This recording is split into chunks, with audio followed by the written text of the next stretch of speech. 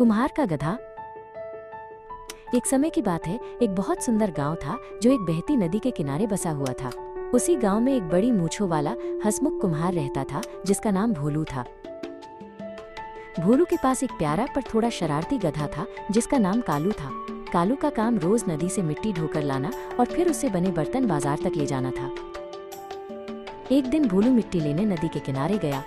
उसने कालू की पीठ पर 2 टोकरे रखे, एक में गीली मिट्टी और दूसरे में जरूरी सामान के लिए नमक। नदी के किनारे जाते समय कालू जरा थक गया। वो थोड़ा धीमा चल रहा था और अचानक उसका पैर फिसला और वो पानी से भरी नदी में धड़ाम से गिर गया। जैसे तैसे कालू संभलकर खड़ा हुआ तो उसने महसूस किया कि उसका बोझ एकदम हल्का हो गया है। टोकरे में रखा सारा नमक पानी में घुल चुका था। कालू मन ही मन बहुत खुश हुआ।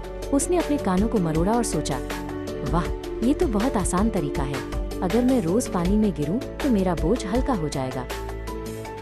अगले दिन जब भोलू ने सामान लादा तो कालू की चालाकी समझ गया था। उसने मुस्कुराते हुए नमक की जगह रुई कॉटन के बड़े गट्ठर टोकरे में रख दिए।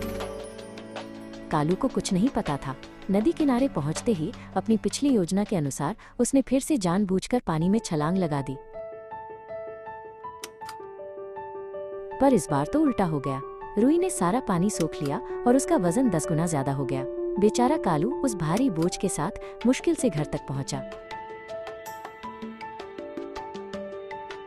भोलू ने हंसते हुए कालू से कहा, देखा मेरे कालू बेटा, चालाकी हमेशा काम नहीं आती।